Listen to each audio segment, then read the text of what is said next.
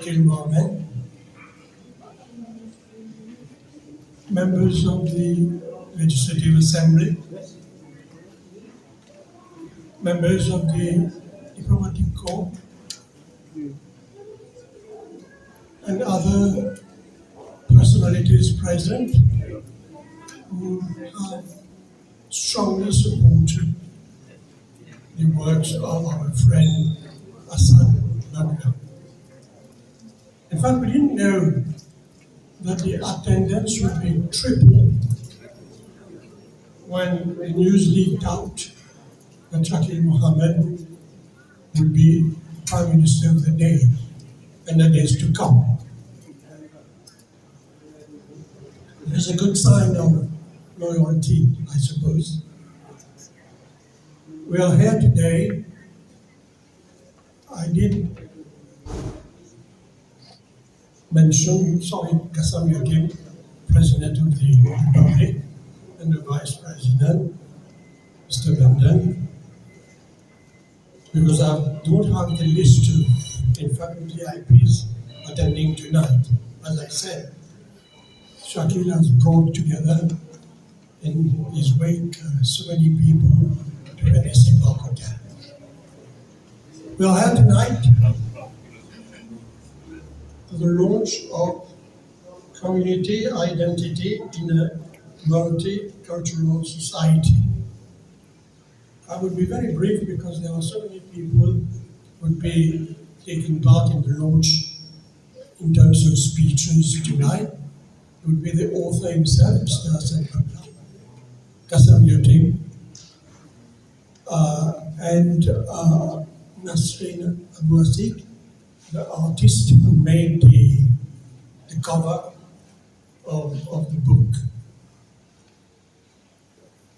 As by now you know the track record of Hassan Bagla, who has been a top civil servant and who has found time to write books. And following his retirement from public service, Hassan Bagla transitioned into the intellectual and literary sphere, where in no time he has gained recognition as a historian and cultural commentator. His writings, he has written so many books, explore the historical trajectories and social cultural contribution of key figures of the Muslim community, such as Dr. Idris Goumani, Dr. Assendi Jumail, and also it dwelt largely on the Cockney diaspora, thereby contributing to what we call the preservation and valorization of marginalized historical narratives within the Mauritian context. In launching so many of his books here at NSC Park Hotel, we have come to become friends. And I've learned a lot from him. That his historical approach is based on oral stories, traditions, archival research, and personal contacts, as his book, for example, on the Muslim community in Rodrigues can testify. In fact, I didn't know that there were so many Rhododendron Muslims in Rodrigues, and that there's a Creole name and Muslim name. And who have these people, they have kept their traditions. I have learned a lot too with his book on Bandari, not how to eat biryani, but so many rituals attached to the biryani saga, especially Akwika. I suppose I'm pronouncing it right. Akwika, about rituals and traditions concerning a new Muslim baby. In fact, all this has, even before you wrote this book, Community Identity, I have been identified with that kind of multicultural identity through the books of Assad Bagla. In fine, Assad Bagla exemplifies what we call the figure of the scholar practitioner. Throughout his work, he not only contributes to Mauritius' intellectual landscape, but also fosters a deep appreciation of its diverse cultural heritage within a multicultural island, which is the object of this latest publication, Community Identity in a Multicultural Society. We only hope that this book will contribute again to cement more than we have seen already all the Mauritian communities in a form of identical, I don't know how to put that in English, une espèce de nucléaire identitaire that will help us because we need help not to solve economic problems. I think economic problems can be solved easily at one point in time. But what we have to do is to keep us together. I boast myself of having married a half-Muslim girl. So I can talk at length on what has been the contribution of the Muslim community to the development of the country. And this gives me a moral platform to say what I have to say without any fear whatsoever. I will now invite the author, Mr. Assad Bagla, to address you under your applause.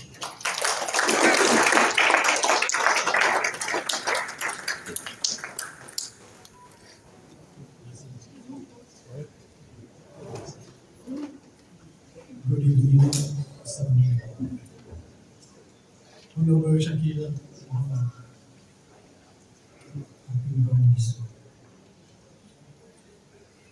His Excellency, Mr. Kasim, former President of the Mauritius, His Excellency, Mr. Rob Bandan, former Vice President of the Mauritius, Mr. Bashir Karanji, Mr. Anil Karanji, Mr. Karanji Group, Mr. Insolid, Honorable Kaviraj Bukmi, His Excellency, the ambassadors of Saudi Arabia, Pakistan, Bangladesh, and also the representative of the High Commission of India. Ladies and gentlemen, Assalamu alaikum and good evening. It is with deep gratitude and humility that I stand before you today at the launch of my book, Community Identity in a Multicultural Society, an overview of the Muslim way of life in Mauritius. I am sincerely thankful to the Patriot Library of the Tennessee Partager for kindly accepting to host this event in the presence of such a select gathering.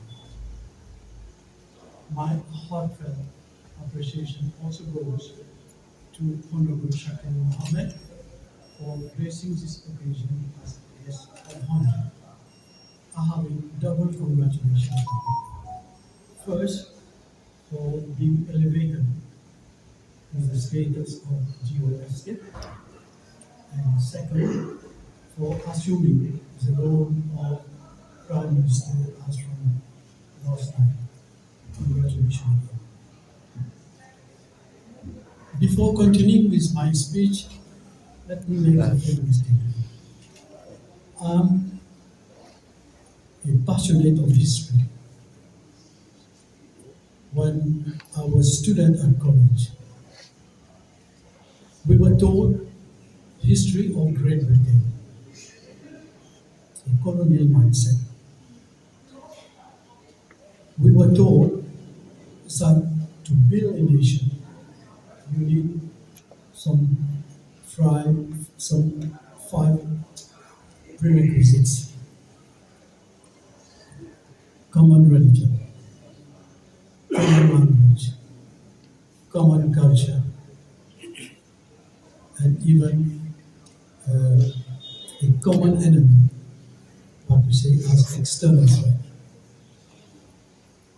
When you analyze these prerequisites, none of them was satisfied by Mauritius. And you know, at the time, Nobel Prize winner and famous writers, they said Mauritius is a doomed country. It cannot become a nation because it has all the ingredients of being falling apart and becoming together.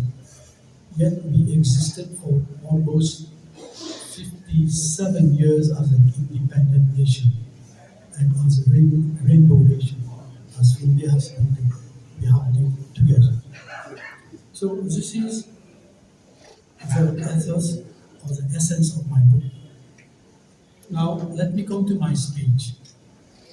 My book is a result of a long reflection on a subject that remains central to the Mauritian experience: the question of community and identity. In recent years, the term community has often been viewed with suspicion. Some believe that by simply removing the word community from the official documents or from the national census, communalism will automatically disappear and unify the nation. But sociology teaches us that reality is more complex. Community and identity are not words written on paper that can be erased by a stroke of a pen. They are lived realities. They are rooted in history, rooted in culture, religion, language, and shared experiences. They form part of the social fabric of our country. Mauritius is not an abstract idea. It is made up of people, and people belong to families, traditions, cultures, and communities. These communities are not artificial constructions. They are social units shaped by migration, colonial history, and shared ways of life. Our constitution itself defines a community as a way of life. That definition is simple, but is very profound. The purpose of this book is not to promote communalism.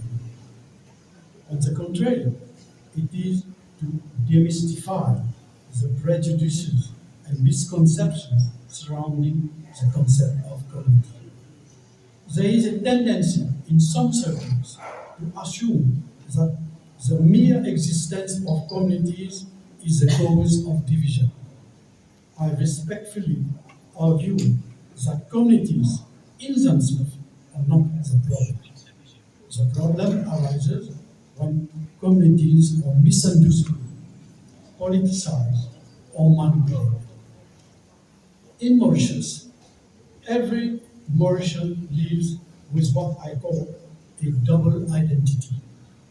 Each of us belongs to a cultural or religious community, and at the same time, we belong to the Mauritian nation.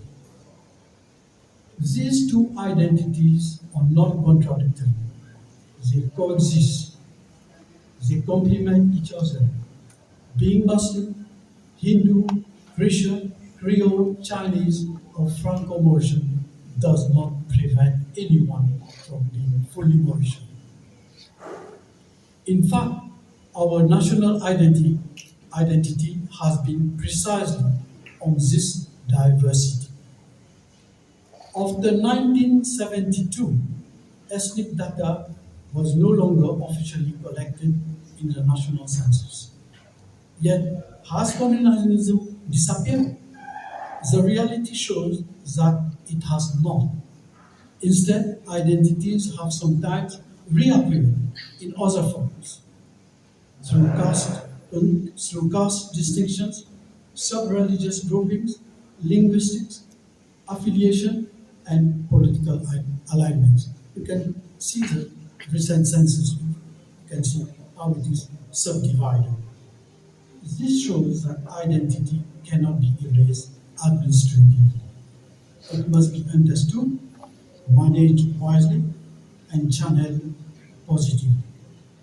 My book suggests that instead of wasting time and energy trying to eliminate the notion of community, we should focus on building intercommunal bridges. Understanding is the key to harmony. When we understand each other's way of life, we reduce fear. When we understand each other's tradition, we reduce suspicion.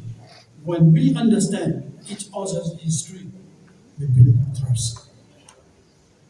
As someone who has lived and worked closely within the Muslim community of Mauritius, I have chosen to present a case study from within.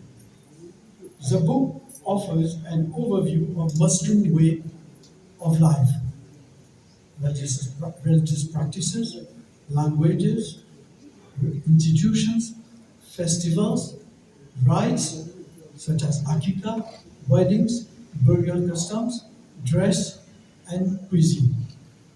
These elements are not presented to claim superiority of one community on another, but to explain how a community maintains and preserves its identity while being fully integrated into national fabric. At the same time, I have devoted an entire chapter to what I call the Mauritian way of life. I invited Mauritians of different faiths to share how they live their dual identity in their daily lives. Their testimonies show something very beautiful, that Mauritians are capable of strong attachment to their community while expressing deep loyalty and pride towards the Mauritian nation. The dual belonging is not a weakness, it is a strength. It is what has allowed our island for more than 2 centuries to live in a relative peace despite our differences. Festivals such as Diwali, Eid, Christmas, and Chinese New Year are celebrated nationally. Our national events, Independence Day, Republic Day, bring us all together beyond communal boundaries. One must therefore move away from the illusion that unity requires uniformity. Unity does not mean sameness. A nation is not built in a vacuum. It is built on different social units that gradually converge toward a common national project. However, we must also be honest. When a community feels discriminated against, excluded from opportunities, or inadequately represented, identity can shift from being a source of belonging to a source of grievance.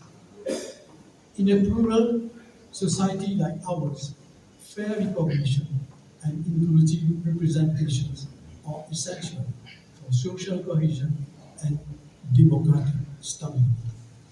The message of this book is simple. Recognition is not division. It is the first step toward mutual respect. Dialogue is not weakness. It is the foundation of national building. This publication would not have been possible without the support of many people. I wish to express my sincere gratitude to my book team, Azhar, Nasrin Banu Ashik, Mumtaz Imran, our both senior citizen in this hall, 95, 96, Mr. Kudanin Sumudi. You will see that Nasrin Banu has beautifully designed and painted the book cover. She will display the essence of it. Azhar Musudi has taken care of the graphics and layout with professionalism. Mr. Yusuf Kosmani has ensured the high quality printing of the book. I'm also thankful to Karim Jijiwanji Limited and to Mr. and Mrs. Ahmad Kamal for the generous sponsorship, without which this publication would not be possible. Ladies and gentlemen, it is not, my book is not an academic exercise alone. It is a humble contribution to the ongoing conversation about who we are as Mauritians. It is an invitation to reflect and understand and to build bridges. Mauritius has often been described as a rainbow nation. A rainbow is beautiful not because of its colors, but also because of the shade, because each color retains its distinctiveness while forming part of a harmonious whole. Before ending my speech, I have two statements to make. First, I wanted to invite many of my friends to this function, but it hasn't been possible. A second function, thanks to my friend Rafik Sultani, a second function will be organized with larger audience on 13 June of this year at Rabita Hall, with the participation of, it will be a public dialogue forum, building bridges, dialogue and nation building in multicultural Mauritius, with the participation of Mr. Ivan Masha, Mrs. Kiran Janki, Mr. Ibrahim Bashir Ibrahim Khan, and Mr. Jacques Shananki. My second statement is after Mr. Ismail Muhammad.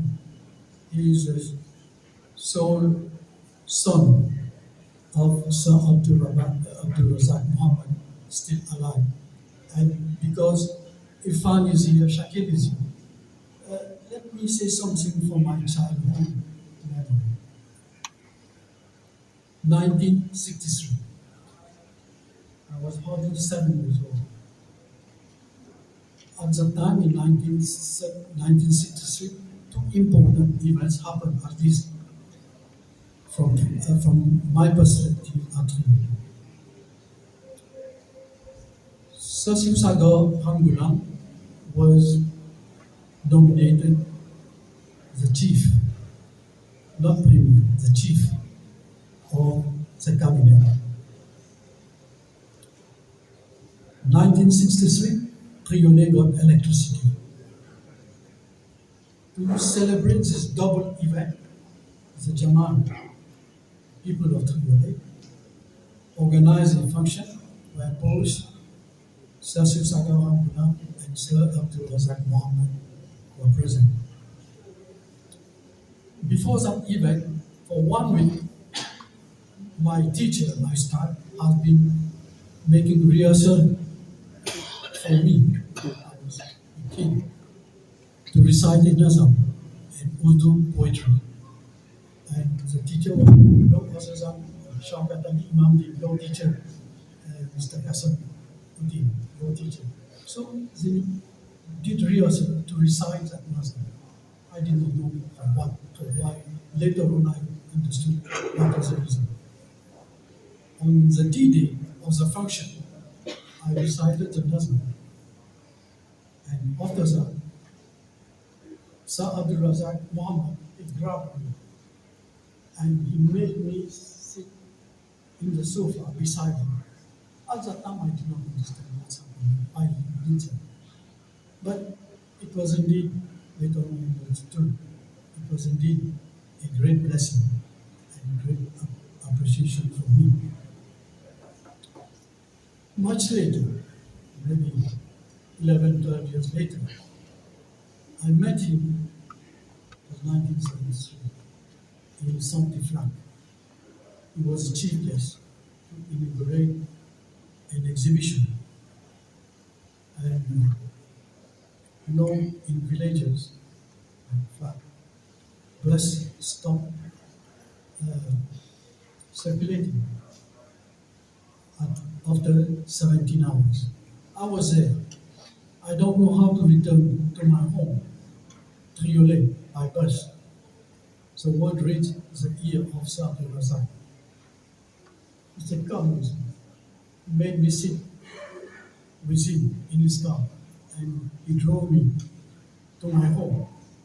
On the way, he asked me, "What are you doing?" I said, "I just completed HSC. What are you going to study?" I said, "I'm going to study history." "Why history?" "I'm passionate about history." I said, "Bhaiya, you keep your passion of history for yourself. I advise you to study economics." I listened to him. I studied economics. I did my master's. When I returned, I served the government for 35 years. When I retired, I got my passion again in history and sociology. And I have continued writing just as I say. Now reached 37, not 30 books by now, just in the spirit of sharing and making you feel how you feel like Mauritian and building the nation together. So may we continue to strengthen our shared national identity while respecting and preserving the richness of communal ways of life. Thank you for your presence. Thank you for your support and your encouragement. And I thank, and once again, I thank the management of Hennessy Park Hotel, which has always made a great event around the magical Bamboo. Thank you very much for your kind attention.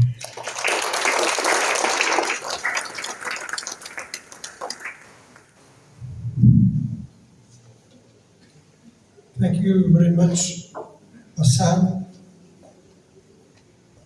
for this book and your speech.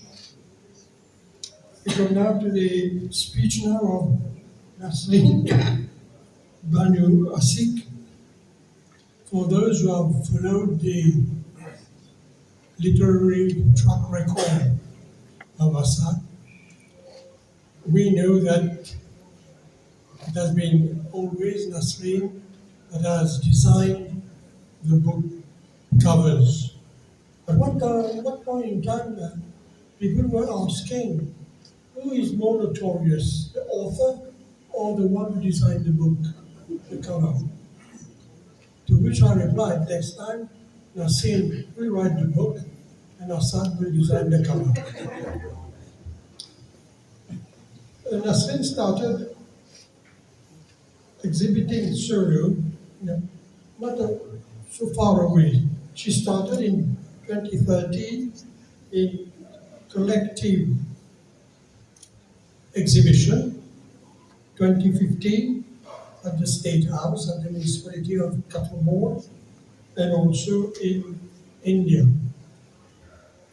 And then she started to work in collaboration with Assad to design the book covers, and each time it has been a relish to discover how she expressed the message of the book through one cover.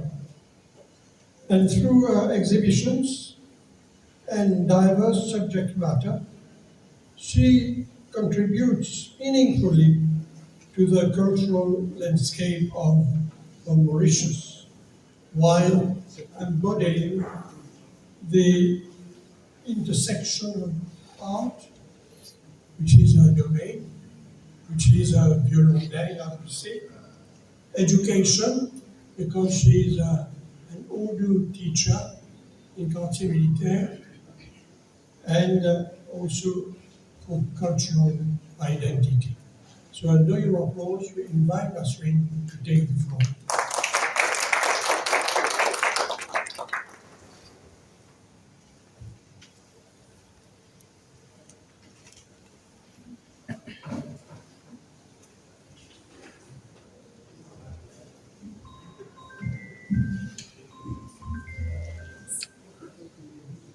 Honorable Shafin Mohammed, Acting Prime Minister and Minister of Housing and Lands, former President of the Republic of Mauritius, former Vice President of the Republic of Mauritius, Honorable Ministers, Honorable Members of the Parliament, representatives of the Diplomatic Corps, Ambassadors and High Commissioners, Lord Mayor, the Electoral Commissioner, distinguished guests, all protocols observed, ladies and gentlemen, good evening, Assalamu alaikum.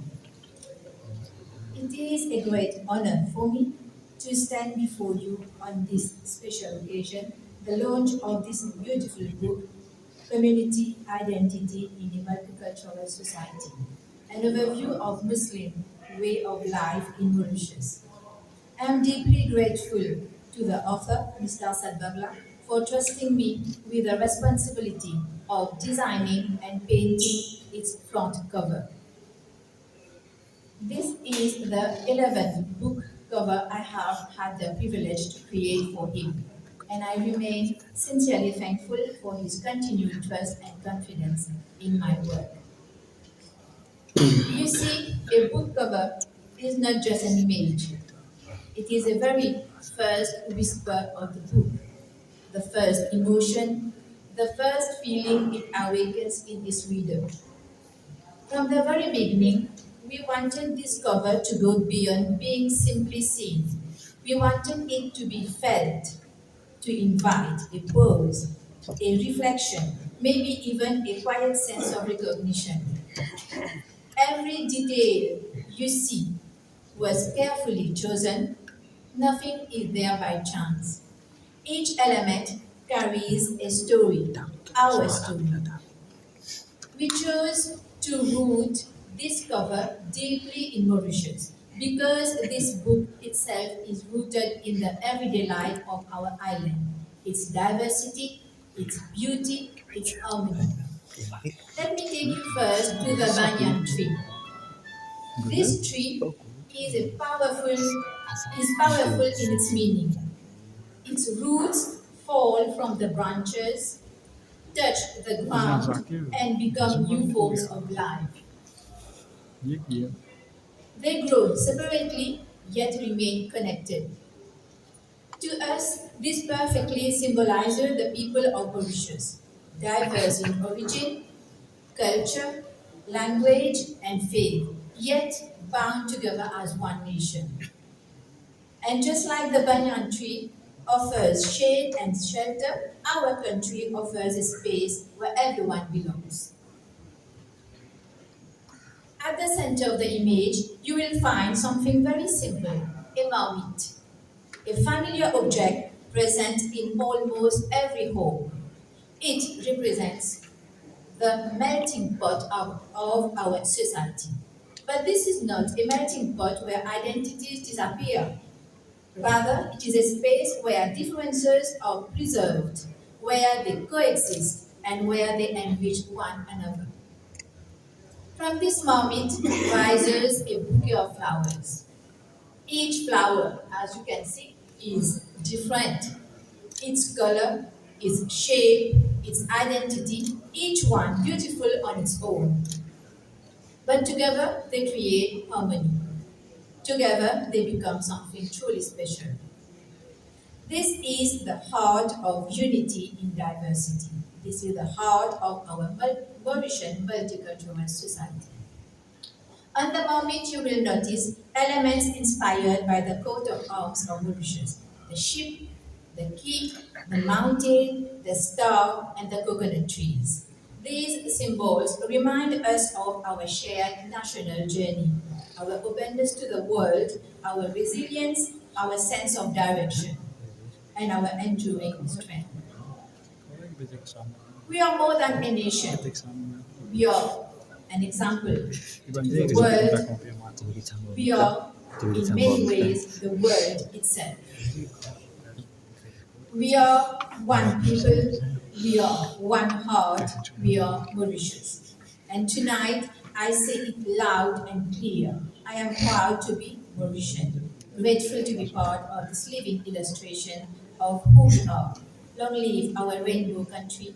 Long live our multicultural society. Long live our unity in diversity.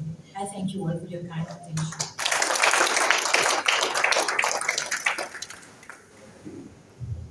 Thank you, Nasreen, who, through the books of Hassan, has become a friend, and we can easily now, every Eid day, go and celebrate with the Nasreen family over Late Briani as a guest.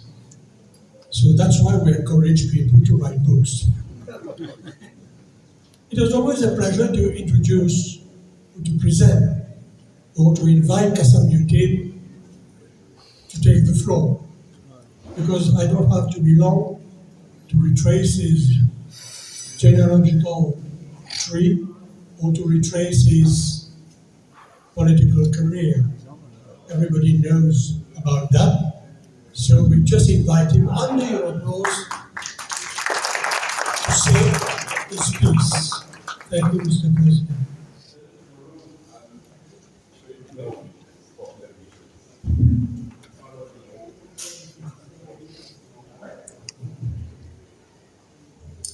Honorable Prime Minister, former Vice President,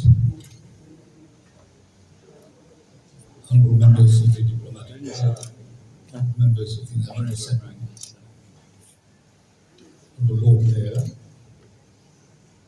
Mr. Karimji, SS Karimji,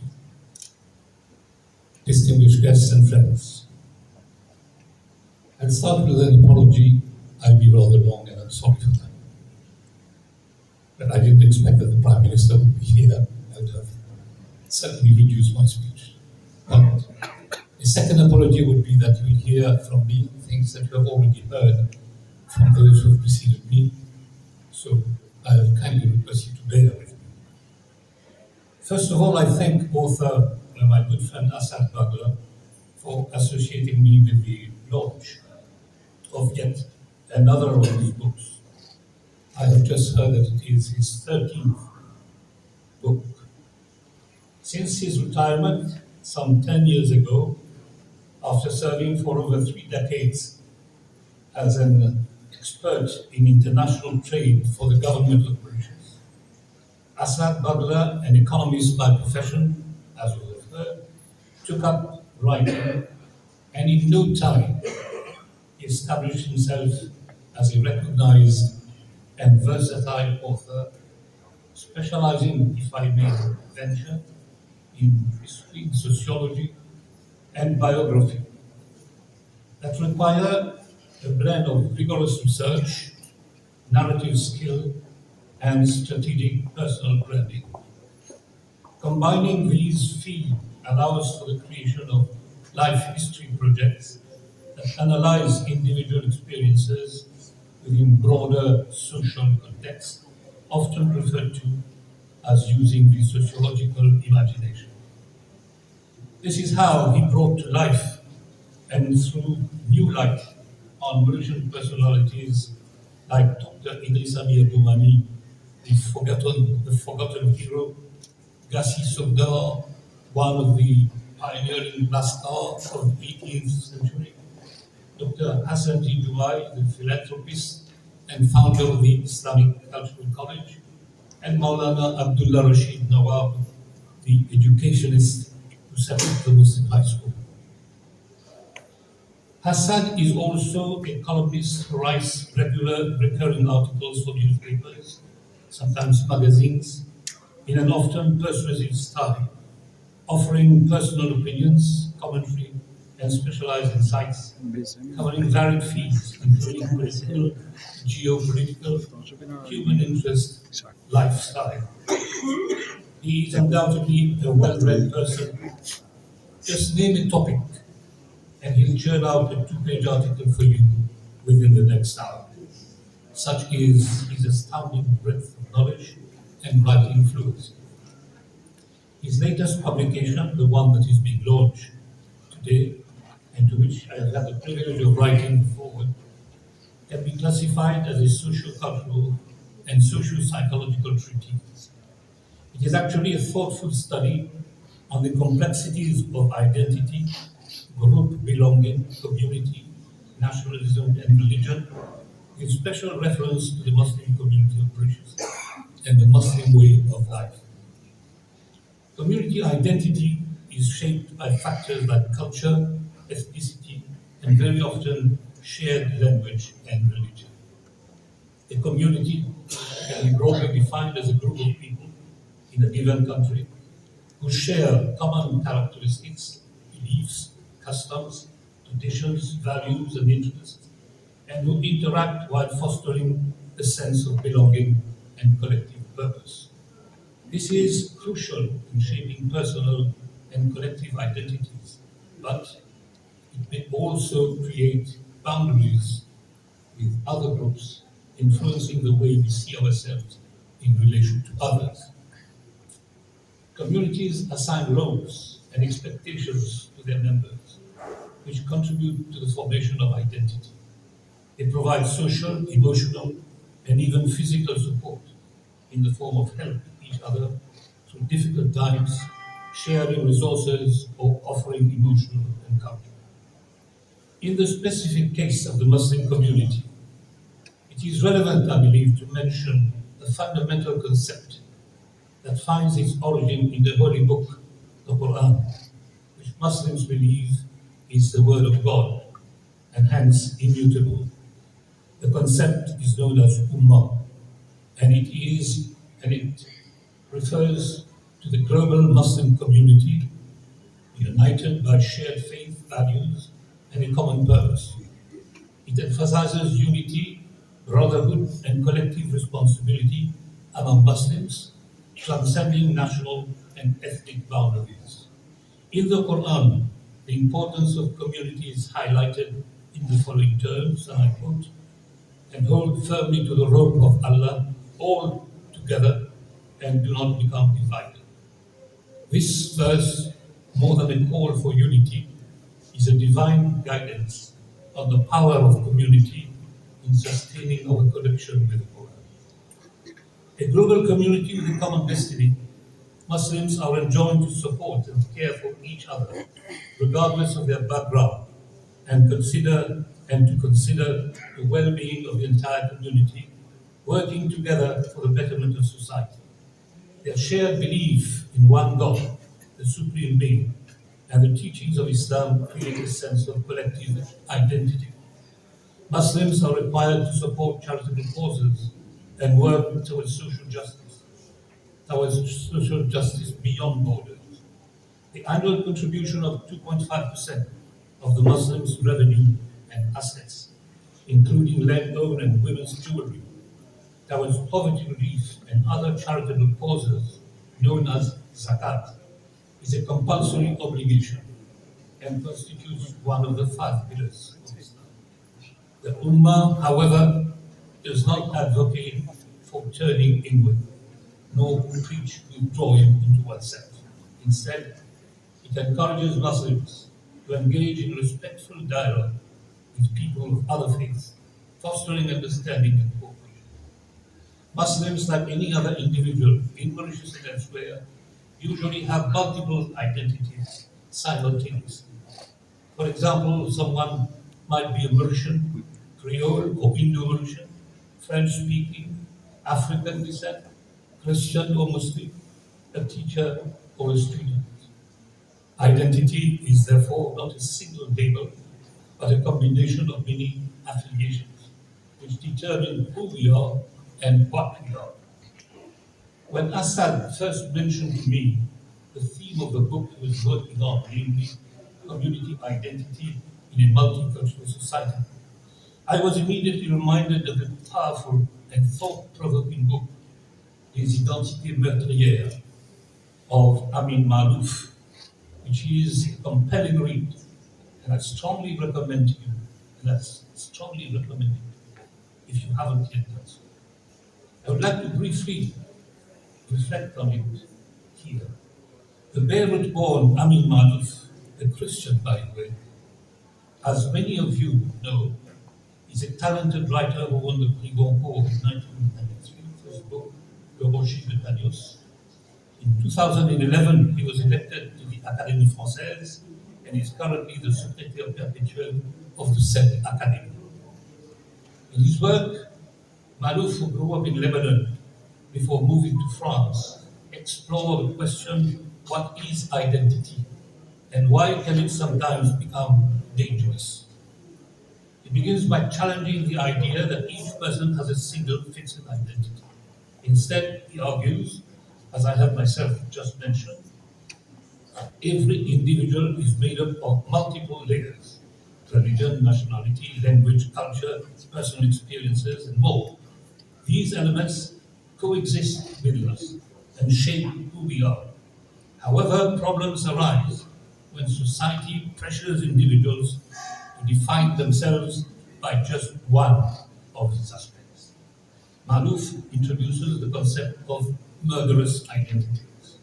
There are identities that become rigid, exclusive, and hostile towards others. When people feel that one part of their identity is threatened, such as their religion or ethnicity, they may cling to it more strongly and reject others. This can lead to division, conflict, and even violence. He also explains how historical, political, and social forces contribute to this phenomenon. Colonization, globalization, inequality, and cultural domination can create feelings of humiliation or loss, pushing individuals and groups toward extreme forms of identity as a defense mechanism. Importantly, Maalouf does not argue against identity itself. Instead, he calls for a more balanced and inclusive understanding of it. He encourages us to embrace all aspects of who we are, rather than reducing ourselves or others to a single label. According to him, recognizing the complexity of identity can help build tolerance, empathy, and peaceful coexistence. His message is clear.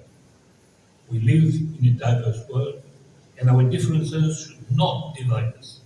Instead of asking whether someone is one thing or another, we should accept that everyone carries multiple identities, just like you and I do. Les Identités Meurtrières is not just a book about conflict. It is a call to rethink how we see ourselves and others by embracing the complexity rather than simplicity. We can resist the forces that turn identity into something destructive and instead make a source of richness and connection. It is the same message Assad conveys in his book, the most important and significant message. The more so, as the Mauritian national identity is sometimes seen to be weak, while ethnic identity, with factors like religious and cultural affiliations and caste affinity, continues to influence alarmingly our behavior patterns that threaten our social cohesion. Many believe that the fault for that lies with our political practice or with politicians who thrive on pitting one community against another in their bid to win power, which is not really true. As a matter of fact, one of the major issues that was the subject of intense and passionate debates during the crucial years preceding the accession of Mauritius to independence was precisely a community-based issue that that of reserved seats, that it was believed would ensure a better representation in the National Assembly of the so-called minority community, in particular the Muslim community.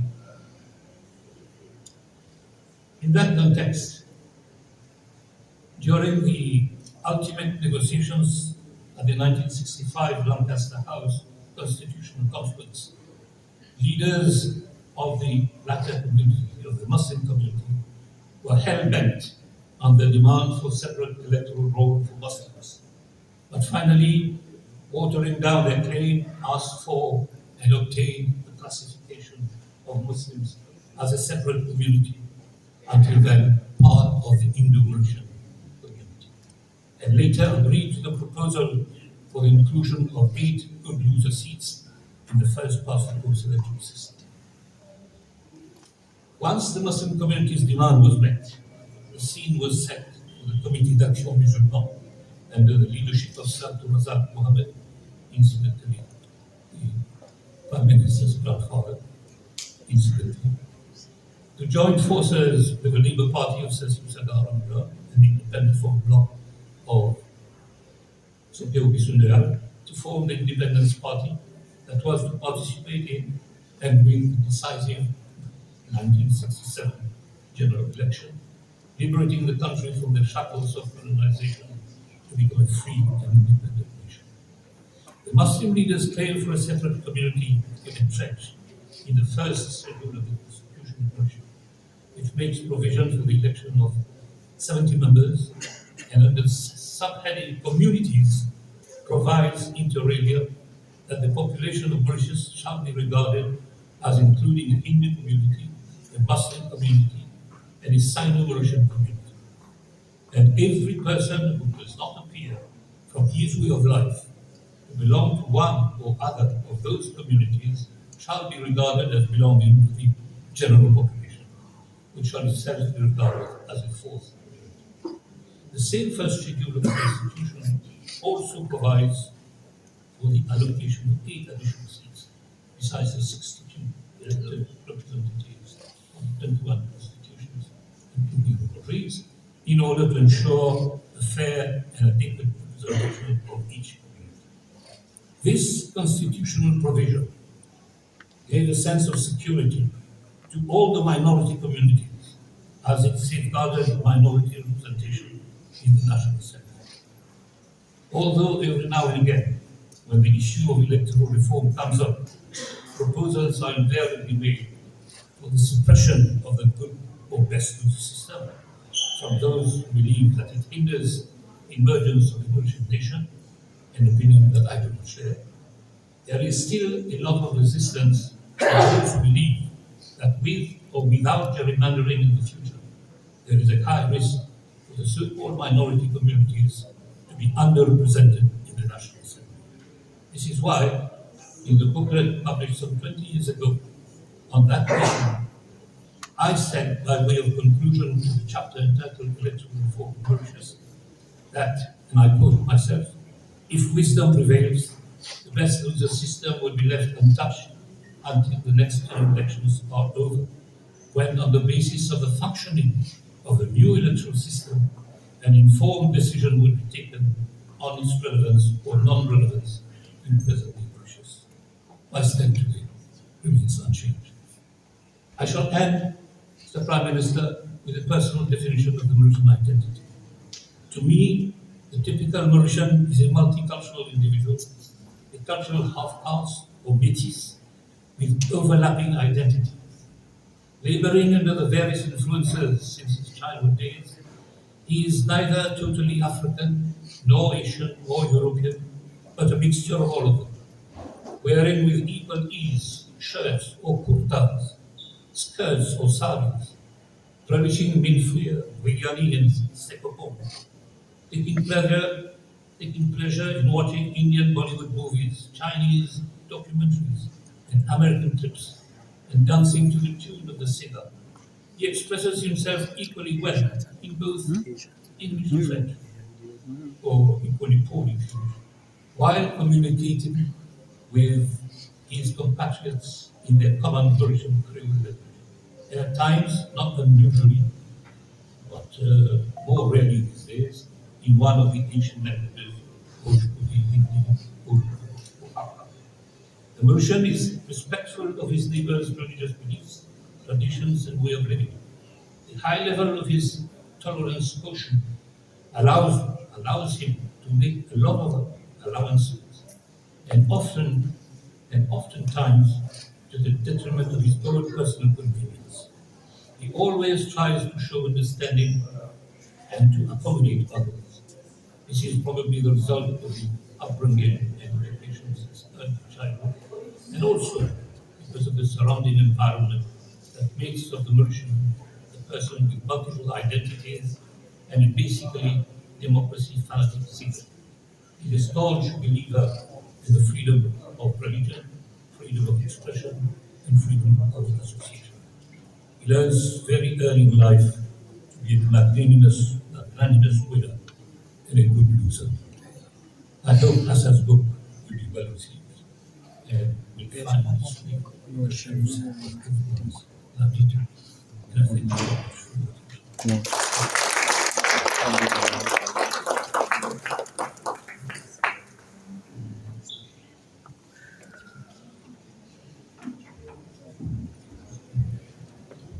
I extend my apologies to the Lord Mayor of Mauritius, our friend Hassan Hussein. I didn't mention him while introducing the VIPs. I'm sorry for that. Without further delay, I will call upon the Prime Minister, Turkey Mohammed, to take the floor.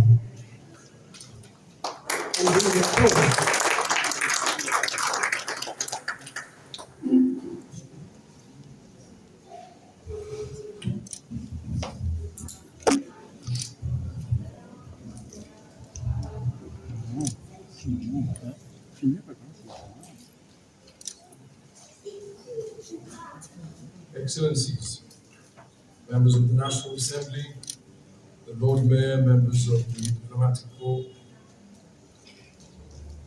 Mr. Hassan Bagla, distinguished guests, ladies and gentlemen, and the phrase that I have been taught I should always say in order not to make a mistake is all protocols observed. I don't really like that phrase, but let me say it. Friends, ladies and gentlemen, good evening. Whenever Finlay, I do apologize, I'm not too used to the idea of when you say Prime Minister, I always turn around looking for the Prime Minister. I'm not used to that, but thank you also for your kind words. It gives me great pleasure to be here today for the launch of this important and timely book by Assad Bagla. I would like first to thank the Petrusburg Library of the Hennessy Park Hotel for hosting this event in such a dignified setting. When I was invited to write the foreword to this book, I did not hesitate. I did so because the subject it addresses is not only intellectually relevant, it is central to the Mauritian experience. We are a small island, but we carry within us the histories of continents. We are a multi-ethnic, multi-religious, multilinguistic, and multicultural. Governing such a society is not a simple matter. Building harmony in such a society requires wisdom, restraint, and a deep understanding of how identities function. As I wrote in the foreword, a slight misunderstanding of cultural norms or religious sensitivities can create unnecessary tension. That is why Saint Susagarambulam warned us, pas bâtir avec religion et langage. Religion and language are not matters to be played with lightly. They go to the heart of identity. This book reminds us of that reality. Indeed, my grandfather, Sir Abdul Razak Muhammad, understood very clearly that independence would only succeed if every community felt secure within the new nation. He was a leader of the Muslim community, yes, but he was also, and importantly to remember, a nation builder. His struggle was not for communal dominance, it was for inclusion. The best loser system which he helped to shape and defend was born in a context of fear and uncertainty. And the context is very important. Smaller communities were concerned about being permanently excluded from parliament. The electoral history of 1948 had shown that bloc voting along communal lines could leave minorities without representation. The best loser system was therefore conceived not as a tool of division, but as a safeguard against exclusion. It was a constitutional compromise designed to ensure that the National Assembly would reflect the plural composition of the country. Today, nearly 6 decades after independence, we continue to debate the relevance of that system. Some argue that it entrenches communal categories, as we've heard.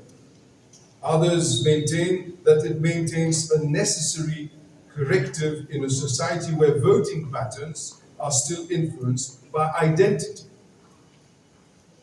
As a member of the present government and as acting Prime Minister, I can say that we are fully aware that Mauritius is entering a new phase. The government has initiated a process to receive proposals regarding electoral reform.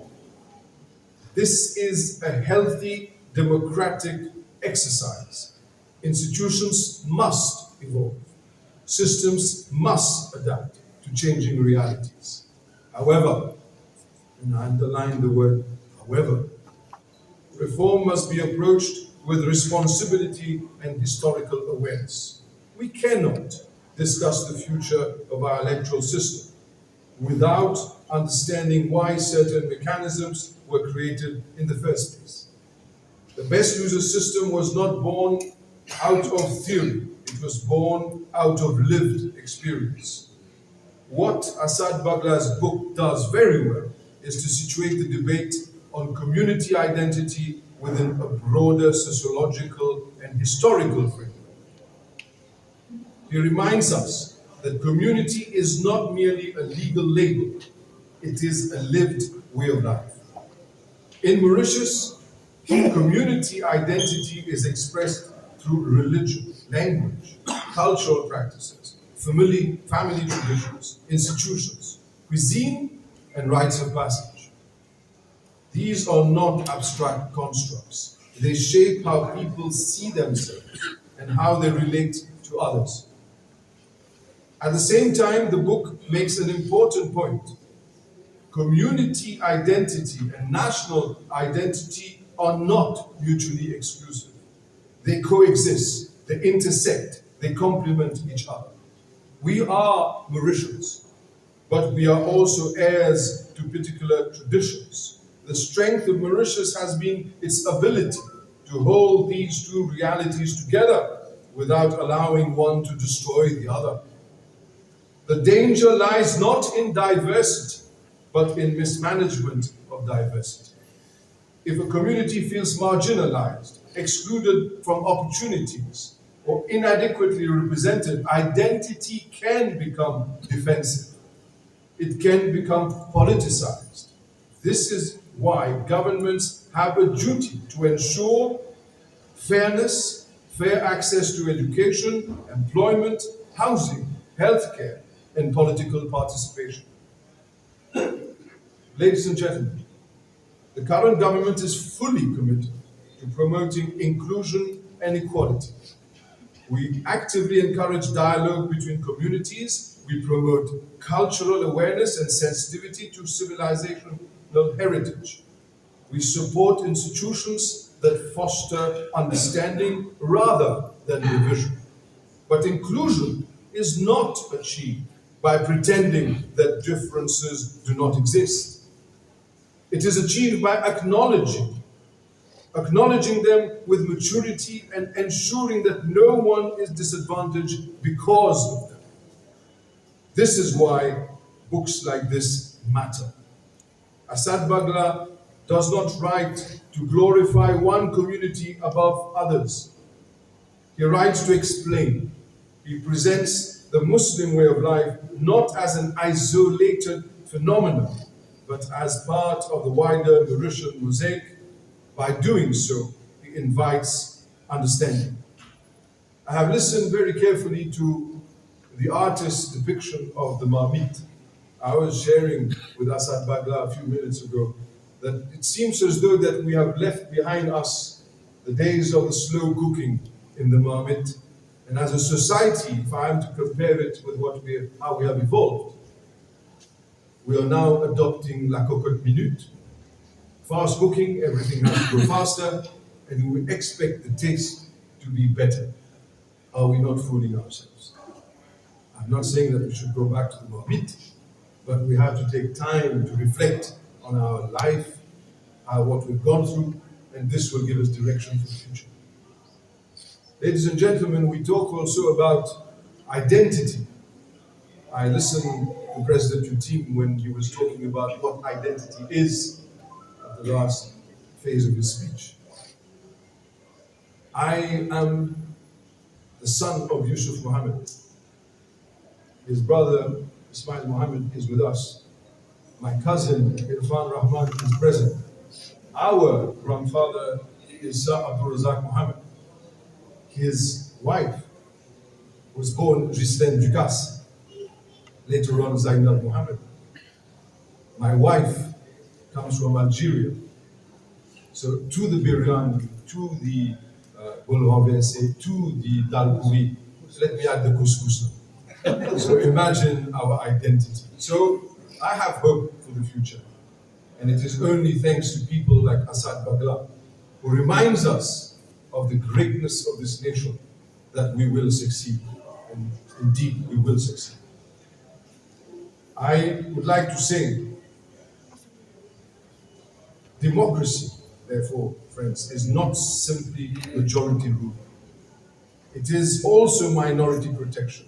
It is the art of balancing numbers with fairness.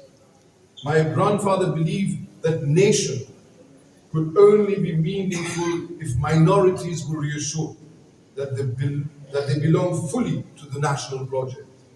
That belief remains relevant today. Mauritius has often been cited internationally as a model of peaceful coexistence in diversity. This did not happen by accident. It happened because leaders and citizens alike understand the delicate balance between identity and nationhood. This book invites us to reflect deeply on that balance. I commend him for the courage to engage with a sensitive subject in a thoughtful and constructive manner. I congratulate him for contributing to national dialogue at a time when our society is reflecting on its future. It is important that we continue building bridges, not only between communities, but between generations. Let us honor our past without being prisoners of it. And let us approach reform not with fear, but with wisdom. Mauritius belongs to all of us. Its future depends on our ability to combine diversity with unity, representation with fairness, and identity with national cohesion. I wish this book every success. Thank you very much.